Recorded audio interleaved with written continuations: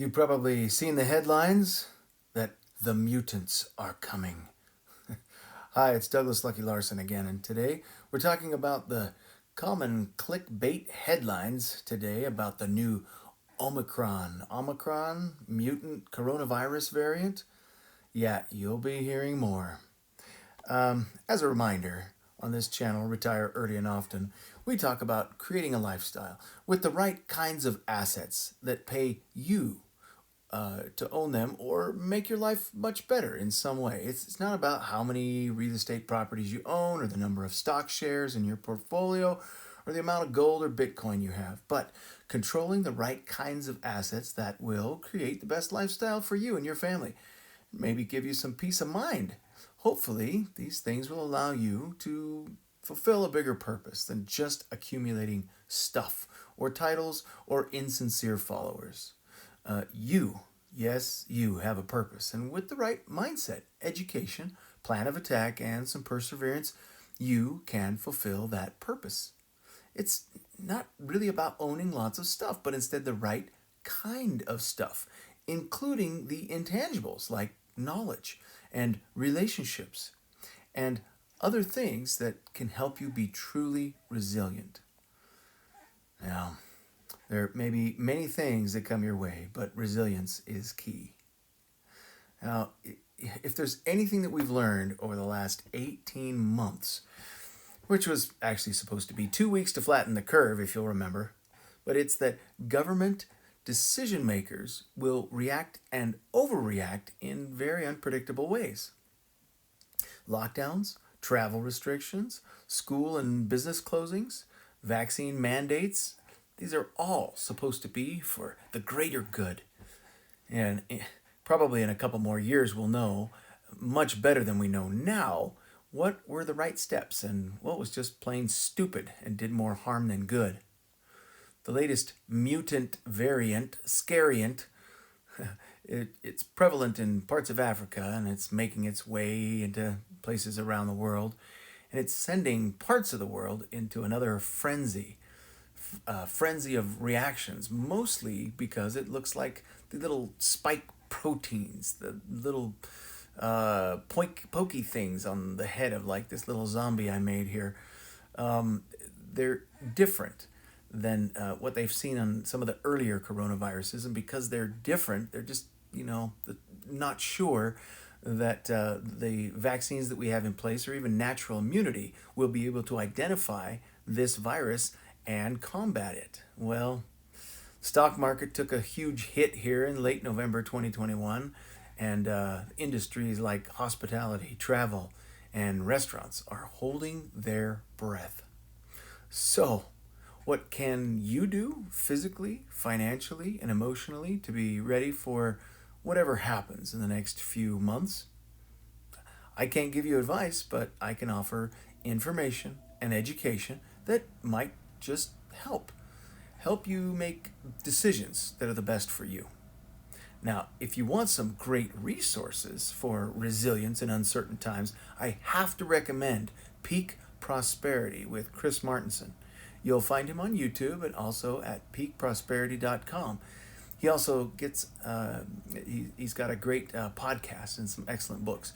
Chris is literally the boss of resiliency. And with a PhD in epidemiology, he also has been a voice of reason and trustworthy, actionable information during the whole COVID craziness. Now, on this next slide, let's take a look at some of the up-to-the-minute headlines about COVID and mandates and lockdowns and protests against all of the above. First of all, we'll take a look at these. This is just a screenshot from my Apple iPad news feed.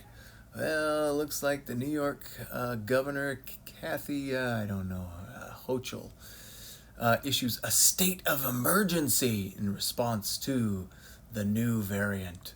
Here's NPR. What to know about Omicron, the new COVID variant. Moderna announces a strategy for addressing the new variant. Everybody's talking about it. inflation and well, all the other crazy stuff that's going on right now, the Omicron variant has sparked new travel restrictions. Why am I not surprised?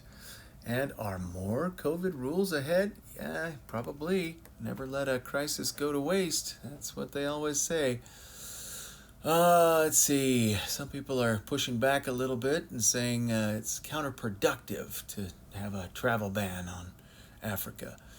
Let's see. Down here, Wall Street Journal. It's triggering global fears. And CNN says, here's what we know. Yep, it's all the news. Let's see. Here we've got some other great headlines from today. Protesters prepare for, yeah. A lot of people very unhappy about how their political leaders are mandating certain things and restricting movement. And if you don't have the green pass or green card or whatever it is, well, you just can't do anything fun anymore. This is in France. Whole lot of protests going on there. Getting violent in some places. Several places in Europe. I've seen it in Italy and also in Austria. Wow, they're really upset with how strict they've gotten all of a sudden. Let's see, this is New Zealand down here. Yeah, that's surprising, but a lot of folks not happy there. I think this is actually in New Zealand as well. And believe it or not, they're pro-Trump in New Zealand. Who knew? Yeah, thousands gather and march and protest. And I think this one over here is even in Greece. So, yeah, they're always upset about something their government's doing. Anyway, crazy times. Gonna get crazier. Wouldn't be surprised at all to see a little bit more of this before things get back to normal. Yeah. Let's see. On the next slide, we're going to talk about what I'm doing because I always like to give my viewers something actionable. And again, I can't give you advice, but I sure like to give some infotainment that might actually be helpful.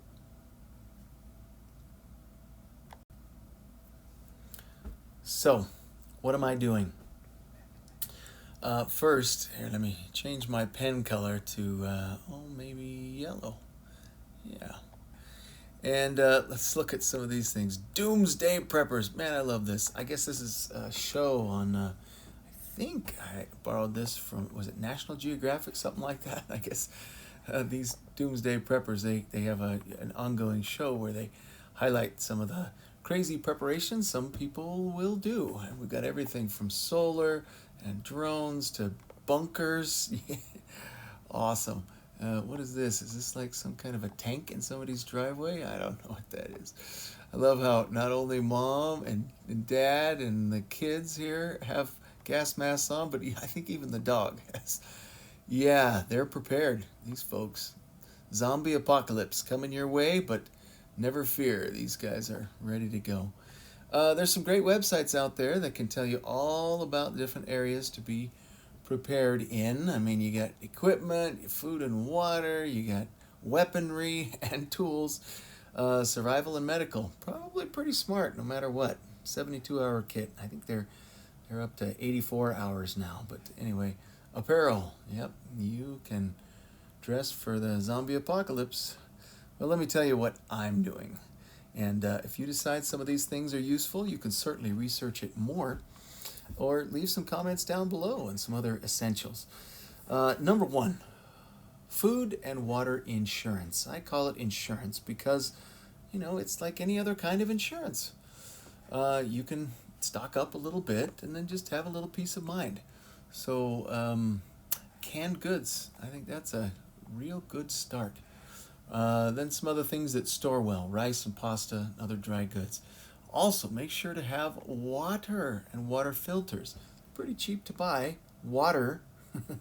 And water filters, you can get some great ones. Do a little research on Amazon or go to your local Army-Navy store or something and see what they got. But there's some good things out there that can really make a difference. They always say that, when you're prepping, remember that in cold weather, you can die in like 3 hours. Water, you can't go more than 3 days. You will die. And food, you can go up to 3 weeks without real food and still survive. So keep that in mind when you're prepping. Make sure that you've got those things in that order. All right, number two. So we've got extra fuel. So all I've really done is I've got a few 5-gallon cans of gasoline and some diesel with some Stabil in it. Stabil is a fuel stabilizer, and it just allows the fuel to stay stabilized and not go bad. Bad gas will ruin an engine, and most gas is good for 2, 3, 4 months, maybe at the most. Diesel a little bit longer, but with some Stabil in it, it can go many months. And so, yeah, just a little bit extra. A little bit extra never hurts. I've been through some natural disasters myself. In fact, some when I was living in Hawaii, some in Southern California, some in Minnesota. I spent a little bit of time there. My sister was recently in that one in Texas where everything was frozen and pipes burst. Everybody was without power for, I think it was about 10 days. It was crazy. And you did not want to be one of the people that needed to go to the store, needed to go to the gas pumps. I just needed to do it because guess what? Everybody else needed to do it at the same time. And you were stuck in lines and things. It's just, if you got a little bit extra of, most of the basics, then you don't need to be waiting in line for 2 or 5 or, however many hours it takes to get that one chore done. Backup heat. This is really important in winter. I'm in Utah, but I've spent most of my life in warmer climates where I didn't have to worry about this. But in winter, it'd be good to have some electric heaters around. There are some great little things called propane heat buddies. There's some different sizes of them. They run on little cans or big propane tanks, and it's not very hard to store propane. A couple of 5-gallon propane tanks, and you could be good to go. At least take the chill off of a room or two in your basement, and you won't freeze to death and die. All right, stock up on basic medications. Your Advils, certainly some vitamins. I mean, if you ever did have to go for a couple of weeks without really great food, and you had to live on some pasta, you're not going to get all the vitamins you need. So have some on hand. Any other prescriptions that you need? Yeah, have some extra. Not going to hurt you. Seeds for planting a garden. I think this is important. I don't know if we're really going to see a big, huge food shortage, but I can tell you that having a garden and fresh tomatoes and squash and beans and peas and corn in your backyard, man, that's it's not as hard as what you think. I'm not a farm boy, but if I can grow a garden, you can grow a garden. So buy some seeds now when everything's not only in stock, but much of it is on sale, and you can get it right in your mailbox and be able, when spring comes, to do your planting then. Let's see. Sensible asset purchases. A lot of people are waiting for things to drop, not just stocks, but other things as well, and they're just going to pounce. They're going to buy the dip. Just be sensible. Make sure that, maybe whatever you buy cash flows or pays you to own it, and that you still leave yourself a little bit of cushion. Now, number 7 here, that's exactly what it is, dry powder or a cash cushion. I know that inflation may take away some of the purchasing power of your cash, but it's a good idea to maybe stuff a little bit in a mattress or something, just in case. A couple of years ago, I was in Southern California, and the power went out for 18 hours. I think it was about 2012-ish, and literally lights out all of San Diego County for 18 hours. No power, no radio stations, no gas stations were open. You couldn't go into a store and buy anything because cash registers didn't even work. No power. I mean, none. So, a little bit of cash on hand in case a store would take cash, that could be smart. You just never know. Let's see. Number 8, good communication. That's with everybody.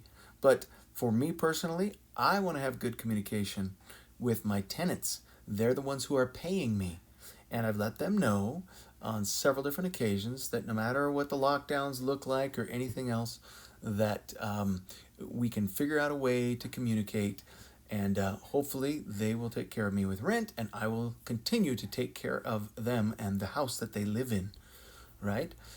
Whatever your income streams are, make sure that the communication lines are open and that you've thought about, the what ifs. So just so that you're prepared. If you've got a good relationship there, then you can take care of each other.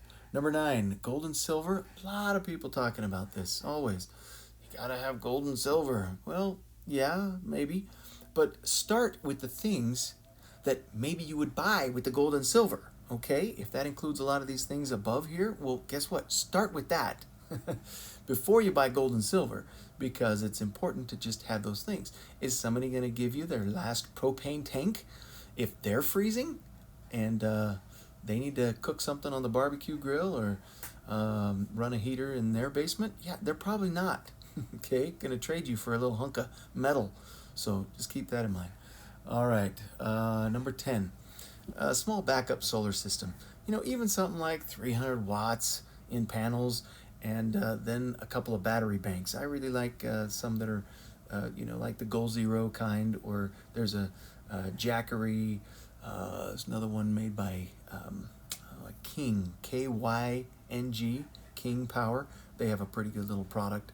And, there's some units that'll even run a refrigerator for several hours. And you charge it up during the day, and it'll run it overnight. So there's some things you can do. If nothing else, you'll be able to charge up phones and run a few lights, and you won't be just sitting in the dark. All right. Number 11. You know what? I saved this one for last because relationships are the most important. I talked just a little bit about it up here, with maybe my tenants and, income sources. You need to keep those relationships open. But, with family and friends and neighbors, church groups, clubs, anywhere that you can develop a support group so that in a time of crisis, you know that you can call on some people and they would be willing to help you, and vice versa. If you're willing to help each other, that is a valuable relationship. It's people that maybe you can trade something with, whether it's, favors or help or, even products. In a time of need, I tell you what, it's crucial. Relationships are everything. And right now, around the holidays, what better time than to reach out and maybe talk to some people that you haven't connected with in a while. Family, friends, neighbors, church groups, clubs, now's the time. Hope these things are helpful. If you think so, why don't you give me a thumbs up? I would sure appreciate it. And go ahead and subscribe. My personal view is that this latest scariant and the governmental reactions and overreactions will blow over in the next few months. Still, for the same reason that I have home insurance on all my rental properties in my own house and good coverage for my cars, I also have insurance in these areas listed above. So remember, the time to work on these things is before you actually need them. So go out there, have fun, get what you can, and have some peace of mind. Please like, subscribe, and share, and hope to see you on the next one.